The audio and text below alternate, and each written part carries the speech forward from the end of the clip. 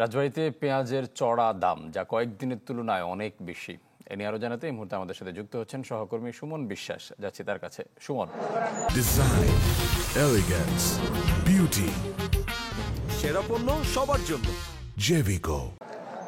ফারুক, আমি রয়েছি রাজবাড়ী সদর উপজেলার কোলারহাট বাজারে। আমরা এখানে এসে দেখছি যে কৃষক প্রতিমন পেঁয়াজ এনে কিন্তু বিক্রি করছে প্রকারভেদে 3700 থেকে 3800 টাকা প্রতি মন।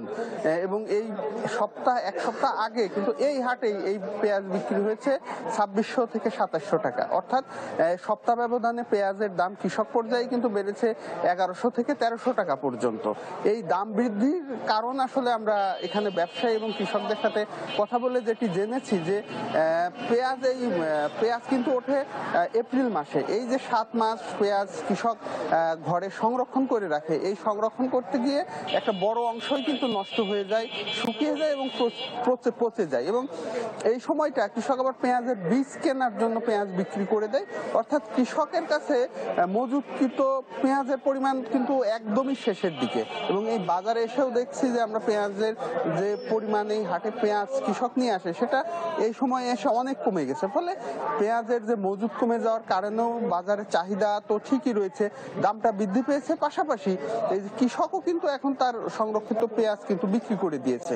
এর বাইরে নতুন পেঁয়াজ বাজারে আসতে যে মুড়ি পেঁয়াজ কৃষক রোপণ করেছে সেটিও এখনো 1 থেকে 1.5 মাস লাগবে। ফলে এই সময়টা বাজারে একটু পেঁয়াজের ঘাটতি বলা যায় থাকে। সবকিছু মিলিয়ে এখানে যে প্রতিমন পেঁয়াজ বিক্রি হচ্ছে 3700 থেকে 3800 টাকা, সেটি কিন্তু খুচরা পর্যায়ে গিয়ে 2 হাত ঘুরে সেই পেঁয়াজটাই কিন্তু আমরা রাজবাড়ী দেখেছি বিক্রি হচ্ছে 120 থেকে 30 টাকা কেজিতে।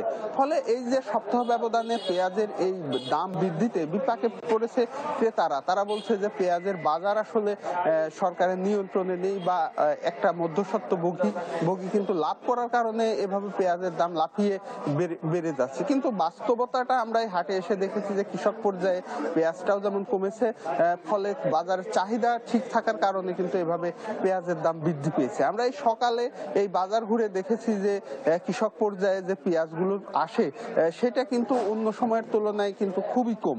ফলে কৃষক যেটি বলছে যে পেঁয়াজের যে শুকিয়ে যায়, ঘাটতি হয়ে যাওয়া সবকিছু মিলিয়ে এখন যে দাম বৃদ্ধি তাদের জন্য লাভজনক হলেও গ্রাহকের জন্য কিন্তু এটি একটি বিব্রতকর অবস্থায় তারা পড়েছে এবং দাম নিয়ে কিন্তু বাজারে একটি চরম গ্রাহক পর্যায়ে তারা কিন্তু অসন্তোষ প্রকাশ করছে।